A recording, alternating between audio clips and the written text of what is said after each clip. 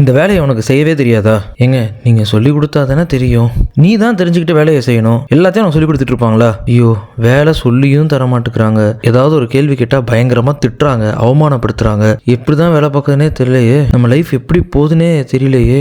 Daily நம்ம வேலைக்கு வந்து என்ன பண்ண போறோம்னே தெரியலையே. இப்படியெல்லாம் நம்மளை நடத்துறாங்களே, இவ்வளோ கேவலமா நம்மளை ட்ரீட் பண்றாங்களே. ஒருவேளை நம்ம அவ்வளவுதானா? நம்ம லைஃப்ல நமக்கு ஒண்ணுமே கிடையாதா? நம்ம கெப்பாசிட்டியே அவ்வளவுதானா? இப்படி வேலையில மட்டும் இல்ல, வாழ்க்கையிலயும் சரி, சொசைட்டியை ஃபேஸ் பண்ணும்போதும் சரி, உங்களுக்கு பயம் வந்திருக்கா? பயம் பயம் பயம். இந்த பயம் ரொம்ப ரொம்ப டேஞ்சரஸ் ஆனது. உங்க வளர்ச்சிக்கு சுத்தமா உதவாதது. அது மட்டும் இல்லாம உங்க வாழ்க்கையவே உங்களை வாழ விடாம பண்ணக்கூடியதுதான் இந்த பயம். இந்த வீடியோ ரொம்பவே முக்கியமான ஒரு வீடியோ. ஃபியர், பயத்தை ஓவர் கம் பண்றது எப்படி அப்படிங்கிறது தான் இந்த வீடியோ நம்ம பார்க்க போறோம். வாங்க குயிக்கா வீடியோக்குள்ள போவோம். First, trust your self. உங்க லைஃப்ல நீங்க எவ்வளவு விஷயங்களை கடந்து வந்திருப்பீங்க. அந்த விஷயங்கள்லாம் நீங்க கண்டிப்பா கடப்பீங்க அப்படிங்கிறது உங்களுக்கே தெரிஞ்சிருந்திருக்காது. அந்த டைம்ல அந்த விஷயங்கள்லாம் உங்களுக்கு மிகப்பெரிய சவால்களா, சேலஞ்சஸா டெஃபினட்டா இருந்திருக்கும். ஆனா அது எல்லாத்தையுமே நீங்க கடந்து வந்திருக்கீங்க. ஸோ இப்பவும் இந்த சுச்சுவேஷன்லையும் உங்களுக்கு வந்திருக்கக்கூடிய இந்த சவால்களை உங்களால எதிர்த்து கடக்க முடியும் அப்படிங்கிறத முதல்ல நீங்க தெரிஞ்சுக்கோங்க. உங்களை சுத்தி இருக்கவங்க உங்களை எவ்வளவு டிஸ்கரேஜ் பண்ணாலும், உங்களை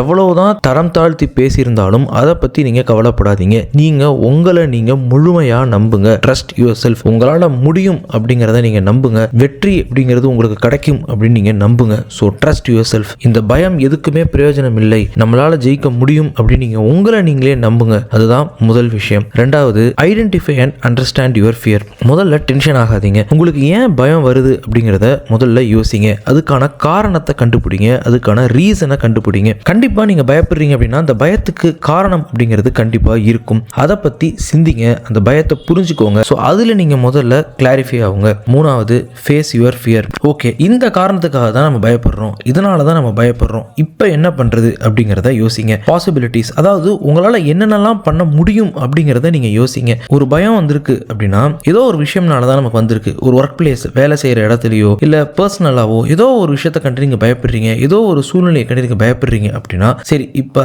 நம்மளால என்ன பண்ண முடியும் அப்படிங்கிறத நீங்க பாருங்க. நம்மளால என்னென்னலாம் பண்ண முடியும் அப்படிங்கிறத சிந்திச்சு அதுல நீங்க என்னைக்குமே குறை வைக்காம உங்களால பண்ணக்கூடிய எல்லாத்தையுமே பண்ணிருங்க. அடுத்து worst கேஸ் என்ன அப்படிங்கிறத பாருங்க. சரி, எதுக்கு நம்ம பயப்படணும்? ரொம்ப மோசமா என்ன நடந்துற போகுது? அதிகபட்சம் worst கேஸ் என்ன அப்படிங்கிறத யோசிங்க. அதை திங்க் பண்ணுங்க. அந்த பயத்தை எப்படி ஓவர் கம் பண்றது அப்படின்னு சொல்லி கொஞ்சம் கொஞ்சமா ஒர்க் பண்ண ஆரம்பிங்க. ஸ்கில்ஸ் அண்ட் நாலேஜ், இதுதான் ரொம்ப ரொம்ப முக்கியம். பொதுவாகவே ஒரு விஷயத்தை கண்டு நம்ம பயப்படுறோம் அப்படின்னா அதுக்கான ஸ்கில்ஸ் அண்ட் நாலேஜ் நம்மள்ட்ட இருக்காது அப்படிங்கிறது தான் ஒரு உண்மை. நீங்க எந்த விஷயத்தை வேணா எடுத்துக்கோங்க. இப்ப வேலைக்கு நம்ம புதுசா ஜாயின் பண்றோம், நமக்கு கண்டிப்பா பயம் அப்படிங்கிறது ஏற்படும். ஏன் அப்படின்னா அந்த ஒர்க்ல, அந்த வேலையில நம்ம எப்படி இருக்கணும் அப்படிங்கிறது நமக்கு தெரியாது. ஏன்னா புதுசா ஜாயின் பண்ணதுனால நமக்கு அந்த வேலைக்கான திறமைகள் மற்றும் அறிவு அப்படிங்கிறது போதுமான அளவுக்கு இருக்காது அப்படிங்கிறது தான் உண்மை. எந்த ஒரு புது வேலையா இருந்தாலும் நான் சொல்றது உண்மை. என்னதான் நம்ம திறமையா இருந்தாலும் அறிவா இருந்தாலும் அந்த வேலை நமக்கு புதுசு அப்படிங்கிறதுனால அந்த வேலைக்கான திறமைகள் மற்றும் அறிவு அப்படிங்கிறது நமக்கு போதுமானதாகவும் 100% நமக்கு இருக்க வாய்ப்பு இல்லை அப்படிங்கிறது தான் உண்மை. ஸோ அதனால தான் நமக்கு அந்த பயம் அப்படிங்கிறது வருது. அப்ப இந்த ஸ்கில்ஸ் அண்ட் நாலேஜ்,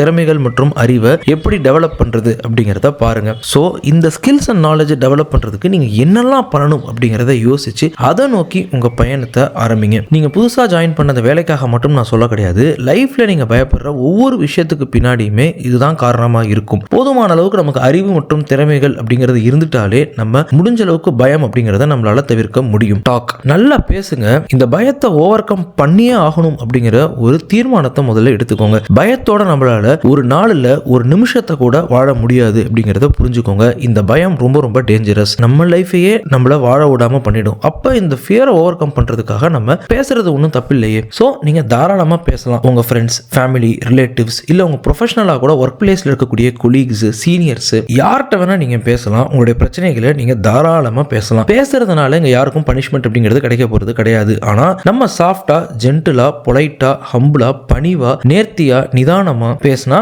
நமக்கு எந்த பிரச்சனையும் வரப்போறது கிடையாது. ஸோ பணிவா, பொலைட்டா நம்ம பயத்தை பத்தி, நம்மளோட சிச்சுவேஷனை பத்தி பேசலாம். கண்டிப்பா நமக்கு யாராவது ஒருத்தவங்க தீர்வு அப்படிங்கறத தருவாங்க. குறைஞ்சபட்சம் தீர்வு அப்படிங்கிறது நமக்கு கிடைக்கல அப்படின்னா கூட குறைந்தபட்சம் நமக்கு நம்மளுடைய பயத்துல இருந்து வெளியே வர்றதுக்கான ஸ்டெப்ஸ் அப்படிங்கறதையாவது அவங்க டெஃபினட்டா சொல்லுவாங்க. ஸோ ஃப்ரெண்ட்ஸ், இந்த வீடியோல இந்த டேஞ்சரஸான பயத்துல இருந்து எப்படி வெளியே வர்றது அப்படிங்கிறதுக்கான சிம்பிளான டிப்ஸ் நம்ம வந்து கொடுத்துருக்கோம். ஸோ அடுத்த வீடியோல இன்னும் டீட்டெயிலாக நம்ம பார்ப்போம். நீங்க நம்ம சேனலை சப்ஸ்கிரைப் பண்ணுங்க. பை.